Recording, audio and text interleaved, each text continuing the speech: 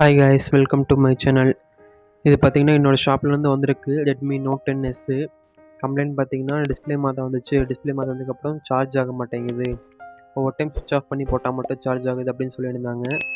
சரி, ஓகே, நம்ம செக் பண்ணி பார்க்கலான்னு வாங்கி பேட்ரி பூஸ்ட் போட்டு ஆன் பண்ணிட்டோம். இப்போ செக் பண்ணி பார்க்கலான்னு சார்ஜ் போடும்போது சார்ஜ் ஆகலை. சரி, ஓகே, சுவிட்ச் ஆஃப் பண்ணி போட்டால் சார்ஜ் ஆகுது அப்படின்னு சொல்லியிருந்தாங்களே அப்படின்னு சொல்லிட்டு ஃபோனை சுவிட்ச் ஆஃப் பண்ணிவிட்டு சார்ஜ் ட்ரை பண்ணோம்.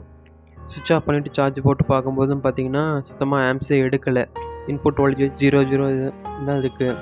சரி, இன்புட் வோல்டேஜே எடுக்கலை, என்ன தான் ஆகுதுன்னு பார்க்கலான்னு பார்க்கும்போது ஃபோன் ஓவராக ஹீட் ஆச்சு. சரி, ஃபுல்லாக ஹீட் ஆகுது, ஃபுல்லாக செக் பண்ணி பார்க்கலான்னு சொல்லிட்டு போர்டை தனியாக கழட்டி எடுத்தாச்சு. போர்டை கழட்டிட்டு ஃபுல்லாக ஜிஆர் வேல்யூ, கனெக்டரில், ஸ்பேரில், கண்டினியூட்டி எல்லாமே செக் பண்ணி பார்க்கும்போது எல்லாமே ஓரளவுக்கு நார்மலாக தான் இருந்துச்சு. எந்த ஒரு இஷ்யூவும் இருக்க மாதிரி தெரில. ஓகே, ஓவராக ஹீட் ஆகுதுன்னு சொல்லிட்டு ரொஷின் போட்டு பார்க்கலாம். ஏன்னா ஓவர் ஹீட் ஆகுது, கனெக்டரில் எல்லாம் வேல்யூ கரெக்டாக வருது, ஜிஆர் வேல்யூ எல்லாமே கரெக்டாக தான் இருக்குது. எங்கேயுமே கெப்பாசிட்டர்லேயோ ரெசிஸ்டர்லேயோ ஷார்ட் எதுவும் இல்லை. சரி, ஓகே, செக் பண்ணி பார்க்கலாம்னு சொல்லிட்டு ஃபுல்லாக ரொஷின் போட்டாச்சு.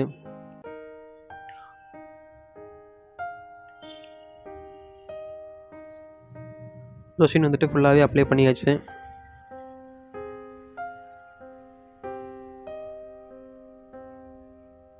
ரொஷின் ஃபுல்லாக அப்ளை பண்ணிவிட்டு இப்போ நமக்கு ஃபோனை ஆன் பண்ணும்போது ஹீட் எதுவும் வரல. சார்ஜ் போட்டோம்னா தான் ஹீட் வருது. ஸோ வந்துட்டு பேட்டரி மட்டும் கனெக்ட் பண்ணிவிட்டு சப்போர்டு ஸ்ட்ரிப்பு, நான் சார்ஜ் போடும்போது மட்டும் தானே ஹீட் வருது. ஸோ சப்போர்டு ஸ்ட்ரிப் மட்டும் கனெக்ட் பண்ணிவிட்டு சார்ஜ் போட்டு செக் பண்ணி பார்க்கலாம், எந்த யூனிட் வந்துட்டு ஹீட் ஆகுது அப்படின்னு செக் பண்ணி பார்க்கலான்னு சொல்லிட்டு சார்ஜ் கனெக்ட் பண்ணி பார்த்தோம். இப்போ சார்ஜ் கனெக்ட் பண்ணி பார்க்கும்போது உங்களுக்கு மேலே டயக்ராமில் தெரியும் ஓவிபி மாஸ்ஃபெட், அதுதான் ஓவராக ஹீட் ஆகுது.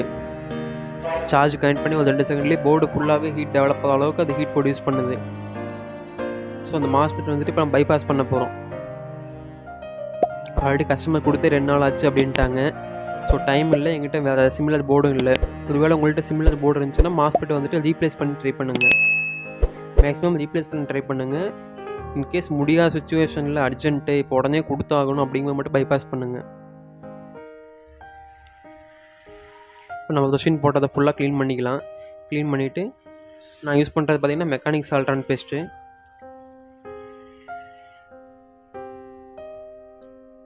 ப்ளோயர் ஹீட் பார்த்திங்கன்னா 280 add 30.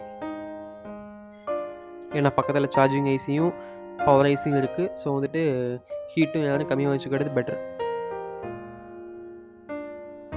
ஓகே, இப்போ வந்துட்டு மாஸ்பெட்டை கழட்டியாச்சு. பார்த்திங்கன்னா உங்களுக்கு ஜம்பர் எங்கேருந்து எங்கே போடுறதுங்கிறது வந்துட்டு டயக்ராம் வந்துட்டு மேலே கொடுத்துருக்கேன். ரெசிஸ்டர்லேருந்து கெப்பாசிட்டருக்கு நம்ம பைபாஸ் பண்ண போகிறோம்.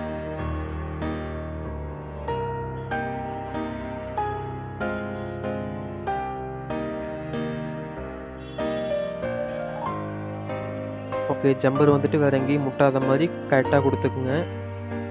கிரவுண்டோடையோ வேறு எதோடையோ கனெக்ட் ஆச்சுன்னா இஷ்யூ ஆகுது நிறைய சான்ஸ் இருக்குது. ஏன்னா அது விபஸ் வோல்டேஜ் டேரெக்டாக வரும்.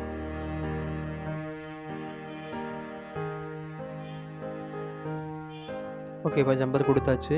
போர்டை அசம்பிள் பண்ணிவிட்டு நம்ம சார்ஜ் ஆகுதான்னு செக் பண்ணி பார்த்துடலாம்.